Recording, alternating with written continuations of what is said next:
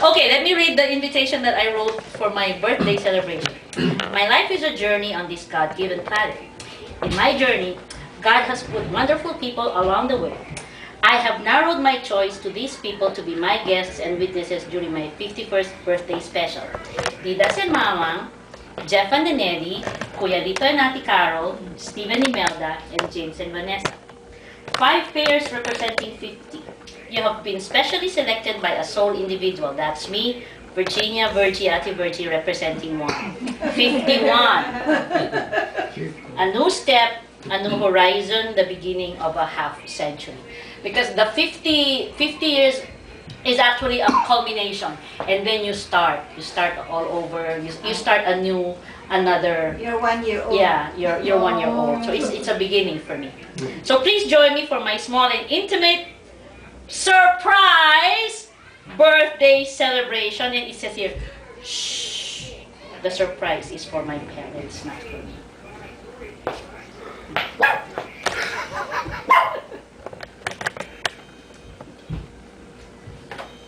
Now you know why, G-Dad.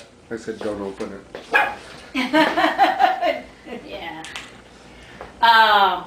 Eulogy. I went to Wikipedia on the internet and found out what eulogy actually meant because I had it in my heart to do something for Mamang and Didads today.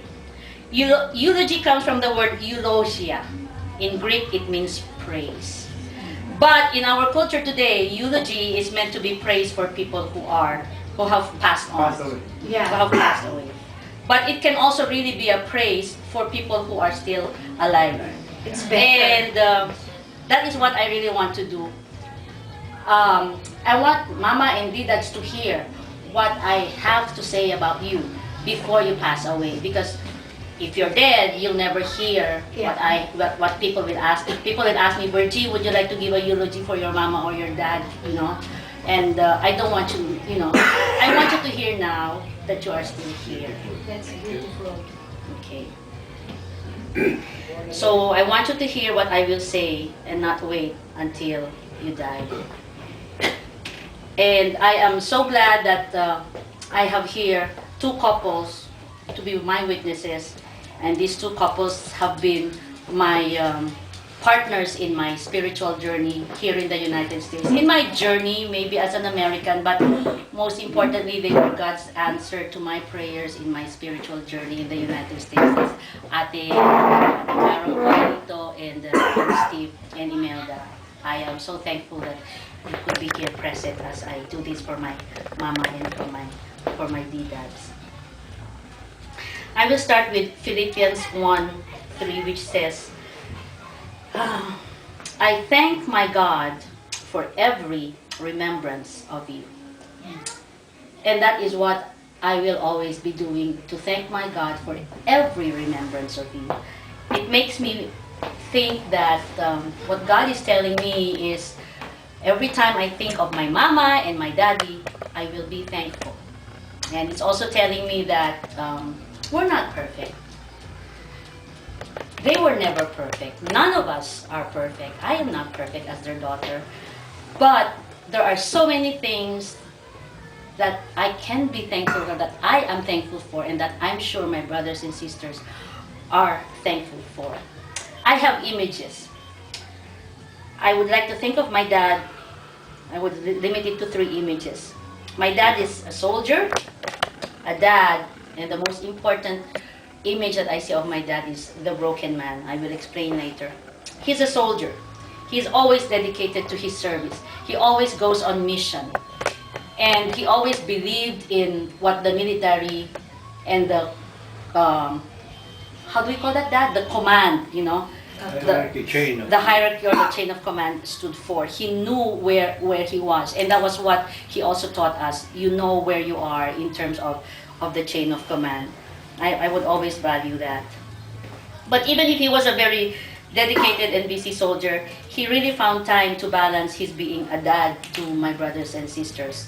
He was really the center in the family. He would see to it that we will always have occasions together. He will drive us. You know, he will take away the military jeep and bring us to towns or to provinces. We will have picnics along the road. He will take us to his softball practices. So I will always remember my dad for that. One thing that the image of my dad that will really stick out, and I am sure my dad would like his friends, you know, to be like this. I will remember him as a broken man. I saw him one time and he was crying, and he said, that was in 1983. He was born in 1930, so that means he was already 53 years old. And he said, I just feel so sad that I have only met the Lord now that I am in my 50s. So I think one of my dad's favorite song would be Wasted Years, oh how foolish. Because he never really met the Lord when he was young. But when he met the Lord in his 50s, it was already a very wonderful journey for him. And I think that is what my dad wants people or his friends to do, to really recognize Jesus as his personal Lord and Savior. That meant a lot to him. Now, Mamang, for Mamang, there are also 3 images. I will always remember Mamang as the struggling businesswoman. My brothers and sisters would always fall in love with the story of Mama as a very young wife going to the city to buy fish and then put it in a bilao and over her head and goes around the neighborhood and sells and resells the fish. She was really a wife who wanted to help support us in the family with the meager income of my dad. And that is one image that will never go away from my mind. Another one is, Mama is a typical Filipino wife. Carol and Imelda, they would be typical Filipino wives. They would really work for their children, you know, make the house, make meals for the children, always seeing us to school every day, and then when we come home, dinner was ready. And then on the weekends, we had a happy family. And of course, the last image of my mom is, if I saw my dad as a broken man, I saw my mom as a total revolutionary woman. Like, it was a total turnaround. My mama grew up saradong Katoliko, so they say. Sorry kung meron akong masasaktan, but that's how she called herself. She was a Marian. And I will never forget the day when she really gave up. When she gave up all of her statues and dedicated her life to the Lord. Now, the image that I have of the two of them, Mamang and Dad were perfect partners. Really, perfect marriage partners.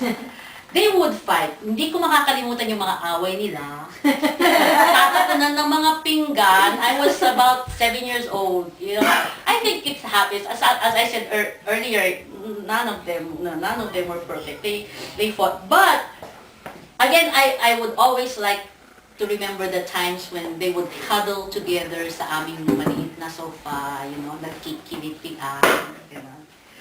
They were also perfect dance partners. Oh, I'd love to see that. You should see them. Yeah. You should see Mama and Daddy dancing the tango. Nobody will beat them. And of course, they were perfect song partners.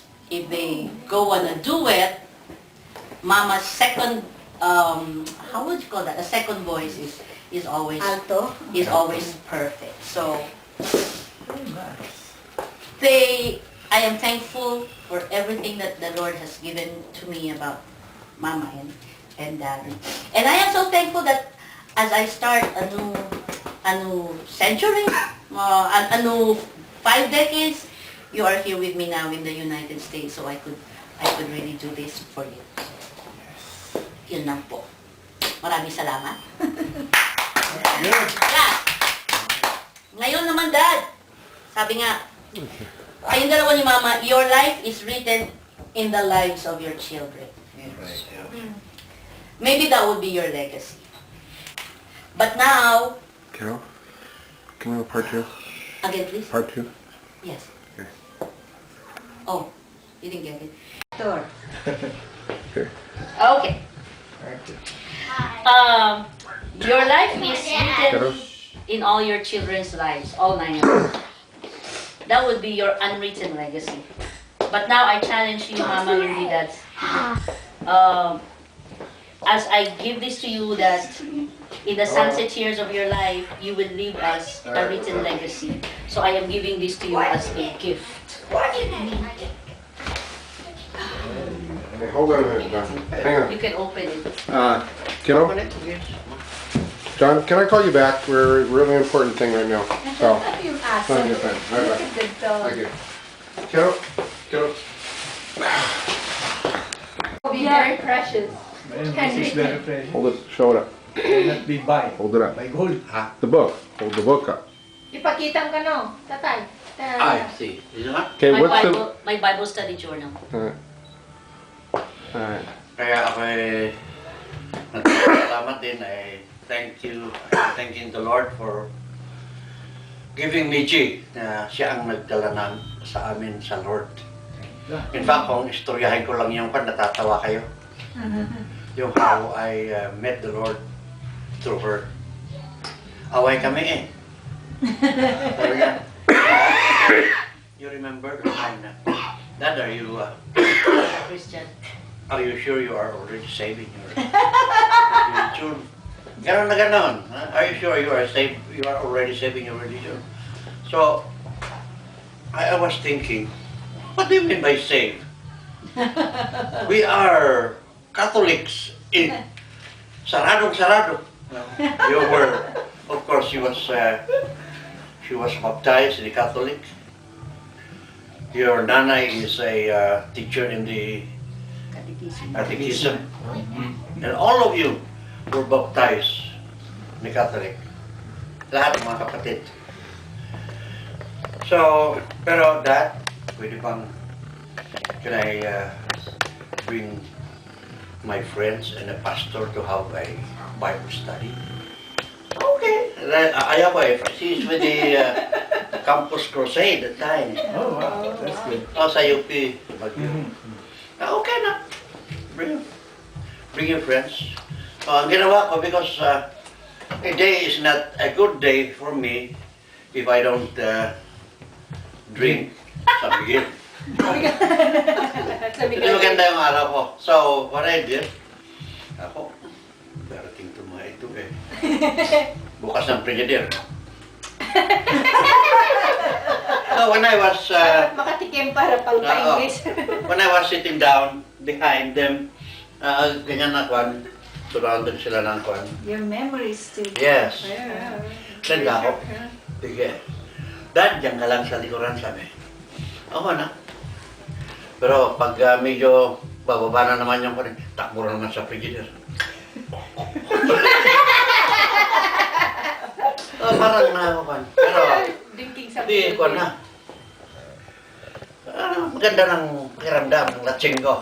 Lecheng drug card. So, they started their prayers. Doon ko talaga. So, then, have you been singing praises those times naman? Oh, naman. Oh. Ma, can you? I want to request them to sing what they sang in their golden wedding. Wala na. So, Nakuha ko, as I, nakuha ko, andito sa akin yung hymnal. uh, Mama, may salamin kayo? Can you get that? when I was, they were praying. They have been praying. I was mentioned, I heard my name. Before. Ano pangalan niya? Neryo. Neryo. Neryo. Neryo. So, sige. Maya, very silent na. Hey, Ada, come here. Maya, doon ko naramdaman dito sa mga anak. There's where I felt na biglang turo na ng luha ko. Oh. Kaya I never cried. Since my mother died, I never cried. Takbo ako sa silong dahil may mga dugout kami noon eh. Oh. Doon ko naramdaman na I cried. What happened to me, Lord? Yun na lang. Bakit kaya? Mga it took me about 3 minutes. Pag-akyat ko ganyan. Mas na naman hindi mahalata. He said he cried. He was Pero telling mahalata us na what talagang he was saying. latching. Natseng ng tatay ko nun eh. Natseng ko Basta I'm glad na if ever I will see you in heaven. Awan mo talaga ito. Yeah. Ilang araw. So, Masakit. mapan nga masakit yung isang araw na hindi ako inom. Inom. So, that time, I know something touched me. But I know The it was the Spirit. Holy Spirit. Yeah. So, kursilyo ako eh. Oo, alam ko. Holy name ako eh. Holy name. Kaya nung... Iniimbitar pa ako na papunta sa Holy Columbus, name. Knights of Columbus. Ah, so nice. Oh, ngayon, naging Columbus of the Night na kami. No? So yeah, daga. So, sa kwan ko, kinalaban na kami ng the whole command. Dahil alam mo yung mga kursi-kursi yun na, maski general ay Brad, wala na yung kwan ng, Sir. oh, Wala na yung sir. wala na. Hindi naman, Sir, Brad. Hindi na military kwan dito. Ay tapos, I was one of the top kursilyo, yung mga nagkukan sa kursilyo. Oo. Oo. So, kinalaban kami na isang kumpadre ko, Colonel Labrador. Kalaban kami. We were actually, we have received a letter na aalisin kami sa kampo. Oo. Asawas. Ano? Nawas. Na-ostracize na kami. Oo, may family. Oo. Nung ni-receive. Also, ang pan ko, during Sundays, ano ba yan? Pero from that time on, wala ang Bible study. Tuloy-tuloy. So, tuloy-tuloy na. So, we have pastors there na pa na sa Evangelical Church. See, Dad, can we stop for a minute? Yeah. Okay, thank you. I would just want to finish my story. Go ahead, yeah. So, from that time on, pa na ang Bible study. Pero parang wala pa sa loob ko dahil, sus, masarap na. Parang, Let's pa. ngayon, sa pagsimba, yung pastor na yon is from Bisaya. Andy. Kuya Andy Legaspi. Oo. Negros, Occidental. Oo. Bacolod. Ah, sa Negros. Sabi niya, Dad, simba ka sa amin ha. Yan. Pero malakas ang hila ng Katoliko eh. Very strong ako nila. Di, naka-uniforme na ako eh. Alam mo yung mga uniforme, mga master sergeant. Lakad ako. Wala pa akong kutsi noon. Lakad ako. Simba. Papuntang ganyan, to the right, a little further is the Catholic. Pagkwan dito sa left, Evangelical. Evangelical. Alam ko, parang ang lakas ng hila. Yung pag-left turn left turn ko na pupunta sa Evangelical. Diretso na ako. Nako. Tama-tama nakakan yung pastor. Yung he's in the middle of his message. Nakita ka. Kita ko. Parang nag-pause for a while. Hindi ko na matanda na basta I was welcome. Yung welcome to the church. Right? Master, alam mo naman sa military. They give me a place. Dahil maliit ang church namin noon. With the cadets, with yung mga officers, pati sila, orly kaling kayo noon eh. Tumingin sila. So, doon ko naramdaman na talagang pagka-Kristiyano pala eh, napakakonday. I was welcomed by all the people na kwan. Mantala iniisip ko kung sa Katoliko ito, pagkatapos ng ganyan-ganyan eh, hiwa-hiwalay na. Wala nang fellowship. doon ko nag-umpisa ng kuna namin. So, at the same time na follow up na kami ng, there was a institution doon ng Philippine Baptist Theological Seminary. hindi. Yung foreign, mga foreign yung doon sila Manggal, doon sila, Campus Crusade for Christ. hindi yun. Hindi, yung sa kanila, yung So, mga yung mga foreigners. Mga foreigners. Oo. Nag-imbita sila. Ang Asian Theological Seminar. Asian Theological Institute. Basta theological institution. Pero different countries. Mga different countries. Doon na na-imbita lahat. From Korea, from Japan, from India, one America. Sri Lanka. Oh, Sri Lanka. oh, they come to the house. May bakery kami noon. Doon kami nag-sponsor, na-sponsor namin sila. Lahat.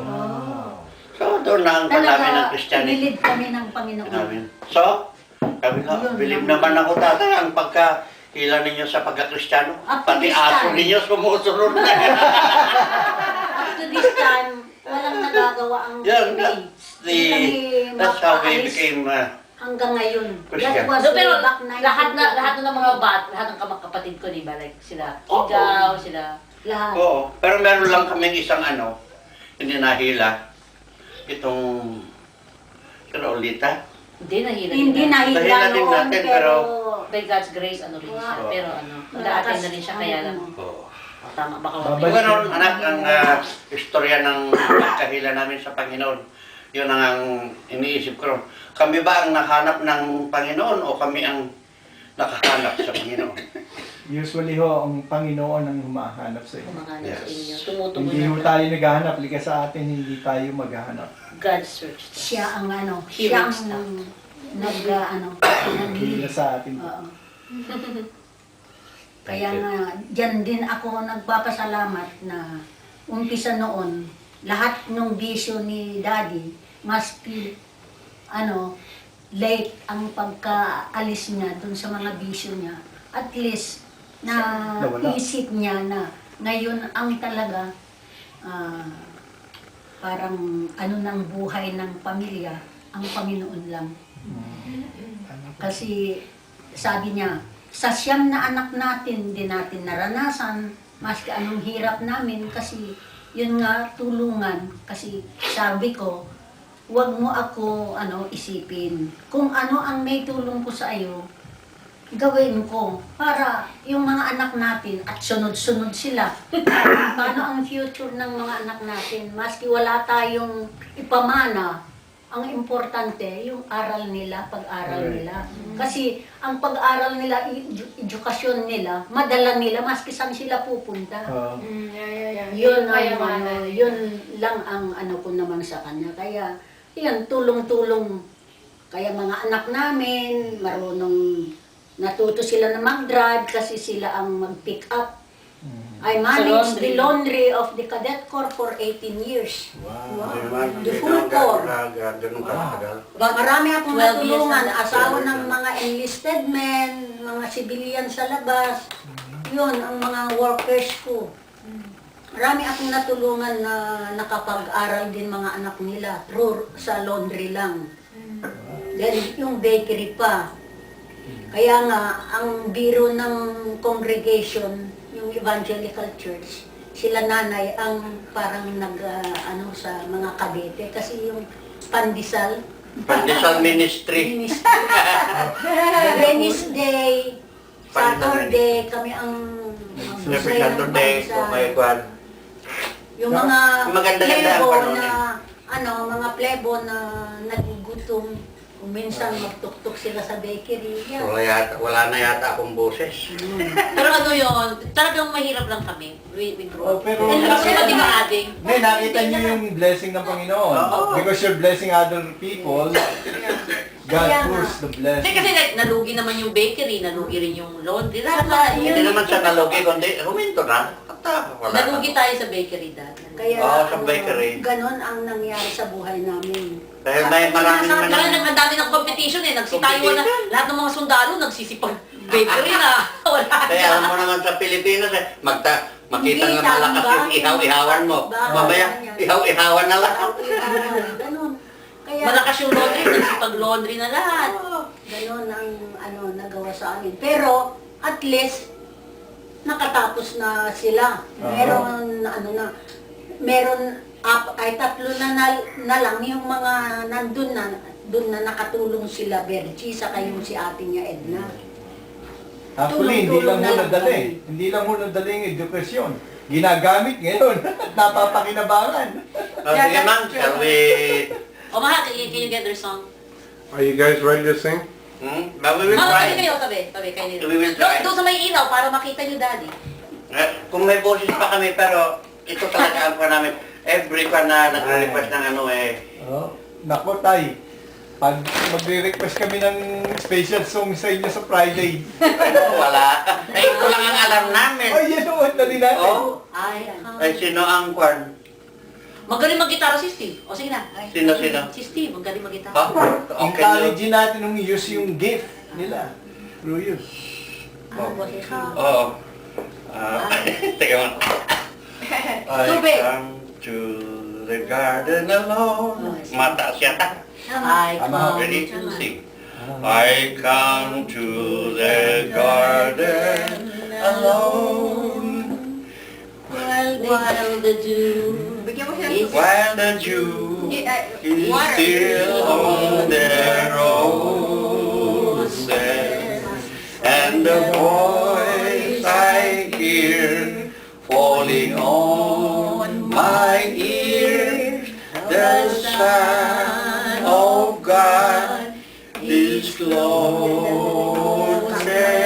discloses, and He walks with me, and He talks with me, and He tells me I am His own, and the joy we share as we tarry there, none other has ever known. Isa na, pareho din yun. Ang ganda po, ang ganda. Oh, thank you. Pakitala mo yan, ha? Ano natin sa Friday. Ay, wala. Ay,